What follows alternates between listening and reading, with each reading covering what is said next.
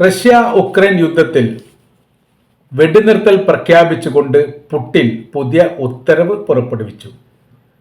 May മാസം 8 മുതൽ 10 വരെയാണ് നാസി ജർമ്മനിക്കെതിരെ വിജയക്കൊടി നാട്ടിയതിൻ്റെ ഓർമ്മ പുതുക്കിക്കൊണ്ട് വെടിനിർത്തൽ പ്രഖ്യാപിക്കാൻ വേണ്ടിയിട്ട് തീരുമാനിച്ചത്. 1945 മെയ് 8-നാണ് ജർമ്മനിയിലെ നാസിപ്പടക്കെതിരെ സോവിയറ്റ് യൂണിയൻ രണ്ടാം ലോക യുദ്ധവുമായിട്ട് ബന്ധപ്പെട്ട് വലിയ മുന്നേറ്റം ഉണ്ടാക്കുകയും അതോടൊപ്പം തന്നെ ജർമ്മനിയെ പരാജയപ്പെടുത്തുകയും ചെയ്തത്. ഈ ഒരു ഓർമ്മ പുതുക്കുന്ന ദിനമായതിനാൽ ഈ ഉക്രൈനെതിരെ യുദ്ധമുണ്ടാവില്ലെന്നും വെടിനിർത്തൽ ഏകപക്ഷീയമായിട്ട് പ്രഖ്യാപിച്ചിരിക്കുന്നു എന്ന തരത്തിലുള്ള റിപ്പോർട്ടാണ് പുറത്തു വന്നത്. ഉക്രൈനെ സംബന്ധിച്ചിടത്തോളം റഷ്യ ഏത് തരത്തിലുള്ള വെടിനിർത്തൽ ഏത് സമയം പ്രഖ്യാപിച്ചാലും സ്വീകാര്യമാണ്. അത്രക്ക് യുദ്ധം ചെയ്ത് കുഴങ്ങി നിൽക്കുന്ന ഒരു സാഹചര്യമാണ് യഥാർത്ഥത്തിൽ ഉക്രൈൻ ഉള്ളത്. ആയതിനാൽ ഇത് സ്വീകാര്യമാണ് എന്ന തരത്തിലുള്ള റിപ്പോർട്ടുകളൊക്കെ ഉക്രൈൻ്റെ പത്രങ്ങൾ ഈ വിഷയവുമായിട്ട് ബന്ധപ്പെട്ട് പ്രതികരിച്ചു.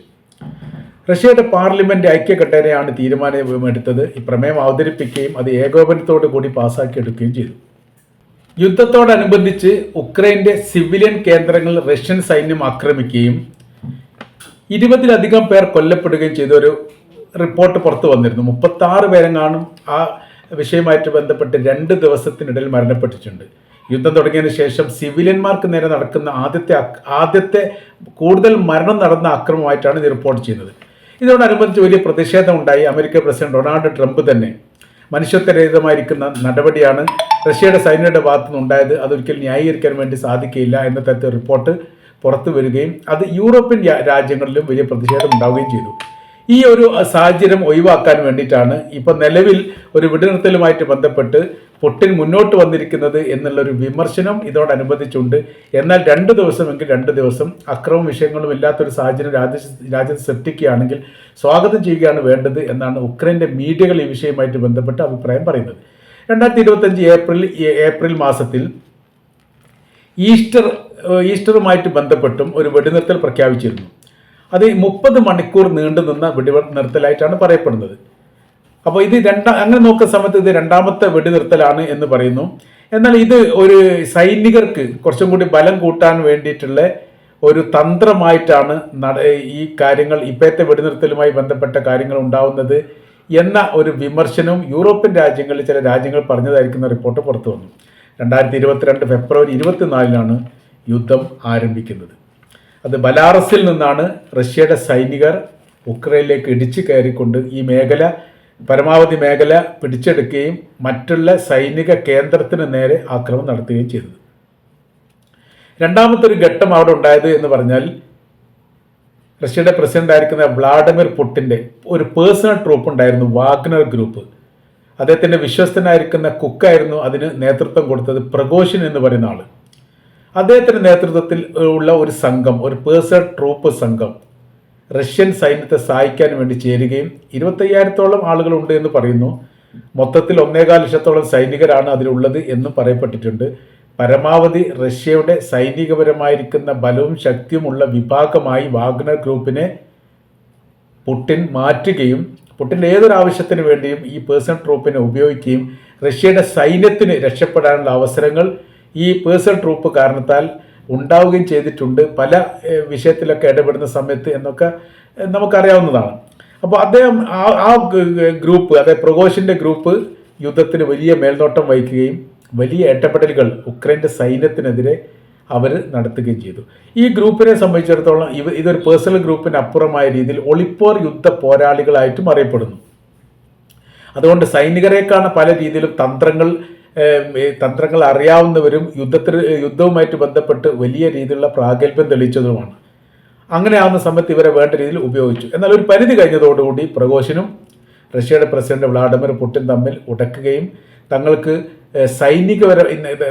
ആയുധപരമായിരിക്കുന്ന സഹായങ്ങൾ ഈ റഷ്യൻ സൈന്യം നൽകുന്നില്ല എന്ന് പറഞ്ഞ് വലിയ പ്രതിഷേധ കാര്യങ്ങളൊക്കെ ഉണ്ടായിരുന്നു.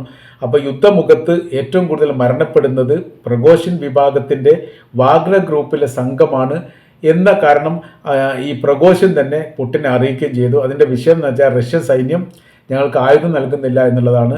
ഞങ്ങളെ യുദ്ധത്തിൻ്റെ മുൻനിര പോരാളികളാക്കി നിർത്തുകയും ആയുധം നൽകാതിരിക്കുകയും ചെയ്യുമ്പോൾ ഉക്രൈൻ്റെ സൈന്യത്തിന് ഞങ്ങളെ ആക്രമിക്കാൻ വളരെ എളുപ്പത്തിൽ സാധിക്കുന്നു.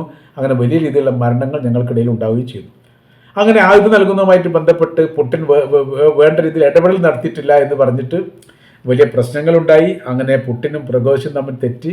നമുക്കറിയാവുന്നതാണ്, പ്രഗോഷിൻ ഈ സൈന്യത്തെ ഉക്രൈനിൽ നിന്ന് പിൻവലിച്ചുകൊണ്ട് റഷ്യയിലേക്ക് കയറി റഷ്യയുടെ തലസ്ഥാന നഗരിയെ പിടിച്ചെടുക്കാൻ വേണ്ടിയിട്ട് മാർച്ച് നടത്തുന്നതുമായി ബന്ധപ്പെട്ട വലിയ വിഷയങ്ങളുണ്ടായിരുന്നു.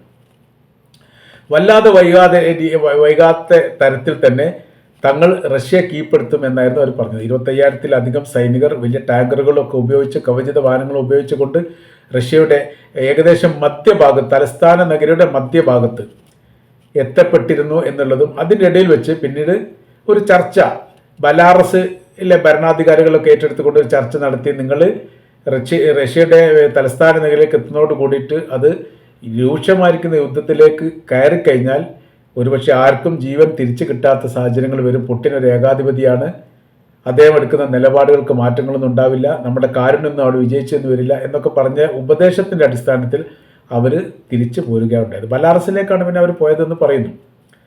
പിന്നീട് ഒരു സുപ്രഭാതത്തിൽ ഇദ്ദേഹമായിട്ട് നന്നാവുകയും റഷ്യയിലേക്ക് ഒരു ചർച്ചയ്ക്ക് വേണ്ടി വിളിക്കുകയും ചെയ്തു പുടിൻ. പ്രഗോഷിനും 4 സൈനിക കമാൻഡറും ചർച്ചയിലേക്ക് വന്നു. ആ ചർച്ച അവസാനിച്ചുകൊണ്ട് തിരിച്ചു പോകുന്നതിനിടയിൽ വിമാനത്തിൽ വെച്ച് അദ്ദേഹവും സംഘവും കൊല്ലപ്പെട്ടു. 7 പേരെങ്ങാനും ഉണ്ടെന്ന് പറയുന്നത്. ഒരു മിസൈൽ പായിച്ചുകൊണ്ട് തകർത്ത് തരിപ്പണമാക്കി എന്നുള്ളതാണ്. 7 പേർ യാത്ര ചെയ്ത് 7 പേരും കൊല്ലപ്പെട്ടു. അത് അന്വേഷിക്കണമെന്ന് അന്നത്തെ പ്രസിഡന്റായിരിക്കുന്ന അമേരിക്കൻ പ്രസിഡന്റ് പുടിൻ പറഞ്ഞു. അത് അടിയന്തരമായ രീതിയിൽ അന്വേഷണം നടത്തും, അതിന് പിന്നിൽ റഷ്യയുടെ പ്രസിഡന്റ് തന്നെയാണ് എന്ന് ഞങ്ങൾ സംശയിക്കുന്നു, റഷ്യ തന്നെയാണെന്ന് സംശയിക്കുന്നു എന്ന തരത്തിലാണ്. മറ്റൊരു രീതിയിൽ അമേരിക്കയിൽ നിന്ന് വന്നിരിക്കുന്ന പ്രസ്താവന എന്ന് പറഞ്ഞാൽ പ്രഗോഷിൻ ഇങ്ങനെ കൊല്ലപ്പെട്ടിട്ടില്ലെങ്കിലേ അത്ഭുതമുള്ളൂ. അതിൻ്റെ കാര്യം എന്ന് പറഞ്ഞാൽ റഷ്യയുടെ പ്രസിഡന്റ് വ്ളാഡിമിർ പുടിനുമായിട്ട് ഉടക്കിയിട്ട് പിന്നെ ജീവിച്ചു പോരുക എന്നുള്ളത് പറയുന്നത് വലിയ പ്രയാസമുള്ള കാര്യമാണ്. അദ്ദേഹമായിട്ട് ഉടക്കാതിരിക്കാൻ നോക്കുകയായിരുന്നു വേണ്ടിയിരുന്നത് എന്നൊക്കെ പറഞ്ഞിട്ടുണ്ട്. ഏതായിരുന്നാലും ആ ടീം ബലാറസിൻ്റെ ഈ പ്രഗോഷിൻ്റെ വാഗ്നർ ഗ്രൂപ്പുമായിട്ട് ബന്ധപ്പെട്ട ആ സംഘം ബലാറസിലേക്കാണ് പോയതെന്ന് പറഞ്ഞു. പിന്നെ അവരെക്കുറിച്ച് കാര്യമായിട്ടുള്ള വിവരങ്ങളും പുറത്തു വന്നിട്ടില്ല. ചില സൈനികരൊക്കെ അവർ ഏറ്റെടുത്തിട്ടുണ്ട്, ചില രാജ്യക്കാരെ ഏറ്റെടുത്തിട്ടുണ്ട് എന്ന് പറയുന്നു. അവരുടെ കൈവശത്തുള്ള ആയുധങ്ങളൊക്കെ ഉക്രൈന് നൽകിയിട്ടുണ്ട് എന്ന് പറയുന്നു. മറ്റൊരു റിപ്പോർട്ടിൽ പറയുന്നു അത് ഹമാസിനാണ് നൽകിയത് എന്ന് പറയുന്നു. അങ്ങനെ പല രീതിയിലാണ് പിന്നീട് അത് അവസാനിച്ചത്. ഏതായിരുന്നാലും ഇപ്പോൾ ഈ പറയാനുള്ള കാരണം ഇപ്പോഴത്തെ താൽക്കാലികമായിരിക്കുന്ന വെടിനിർത്തലുമായിട്ട് ബന്ധപ്പെട്ട് തന്ത്രപരമായിരിക്കും എന്തെങ്കിലും നീക്കുപോക്കുകളൊക്കെ പുടിൻ ഉണ്ടാക്കാതെ വളരെ പെട്ടെന്ന് ഇങ്ങനെ പ്രഖ്യാപനം നടത്താൻ സാധിക്കുകയില്ല. റഷ്യയിൽ നിന്ന് വരുന്ന കാര്യം എന്ന് പറഞ്ഞാൽ ജർമ്മനിയുടെ നാസി പടയെ അടിച്ച് തുരത്തിക്കൊണ്ട് കീഴ്പ്പെടുത്തി അവരുടെ മേൽ ആധിപത്യം സ്ഥാപിക്കാൻ വേണ്ടിയിട്ട് സോവിയറ്റ് യൂണിയന് സാധിച്ച കാലഘട്ടമാണ് 2ാം ലോക യുദ്ധത്തിൽ മെയ് 8-ാം തീയതി. അതിൻ്റെ ഓർമ്മ പുതുക്കുന്നതാണ് ഈ മെയ് 8 മുതൽ 10 വരെ. 8-ാം തീയതി അർദ്ധരാത്രി മുതൽ 10-ാം തീയതി ഏകദേശം അർദ്ധരാത്രി വരെയാണ് ഇത് നിലനിൽക്കുക എന്ന് പറയുന്നു. അതിനുശേഷം മാത്രമേ യുദ്ധവുമായിട്ട് ബന്ധപ്പെട്ട കാര്യത്തെക്കുറിച്ചുള്ള ആലോചന തങ്ങൾ എടുക്കൂ എന്നുള്ളതാണ് പറയുന്നത്. എന്നാൽ മറ്റൊരു റിപ്പോർട്ടിൻ്റെ അകത്ത് ഇങ്ങനെ പറയുന്നു, UN സഭകളൊക്കെ ഇടപെട്ടുകൊണ്ട് ഈ ഒരു ഇടവേളയിൽ പൂർണ്ണമായിരിക്കുന്ന ഒരു മധ്യശ്രമം നടത്താൻ വേണ്ടി ശ്രമം നടത്തണം എന്നുള്ളതും അമേരിക്ക അടക്കമുള്ള രാജ്യങ്ങൾ ഈ കാര്യം സൗദി അറേബ്യയോട് ആവശ്യപ്പെട്ടിരിക്കുന്നു എന്ന തരത്തിലുള്ള റിപ്പോർട്ടും വന്നു. 2 പ്രാവശ്യം ഈ വിഷയവുമായിട്ട് ബന്ധപ്പെട്ട് ഇടപെട്ട സൗദി അറേബ്യയാണ് എന്നതിനാൽ ഈ 8-ാം തീയതി മുതൽ 10-ാം തീയതി വരെ വെടിനിർത്തലുമായിട്ട് ബന്ധപ്പെട്ട യുദ്ധം നിർത്തിവെക്കുമ്പോൾ ഏറെക്കുറെ റഷ്യ ഫ്രീ ആയിരിക്കും. റഷ്യയുടെ ഭരണാധികാരികളുമായിട്ട് ബന്ധപ്പെട്ട് ചർച്ച നടത്തി ഏറെക്കുറെ പൂർണ്ണമായിരിക്കുന്ന ഒരു യുദ്ധവിരാമം ഉണ്ടാക്കാൻ വേണ്ടിയുള്ള ശ്രമം നടത്തണമെന്ന് പല രാജ്യങ്ങളും സൗദി അറേബ്യയോട് ആവശ്യപ്പെട്ടിരിക്കുന്ന വിവരം ഇതിനോടനുബന്ധിച്ച് തന്നെ റിപ്പോർട്ടായിട്ട് പുറത്തു വന്നതാണ്.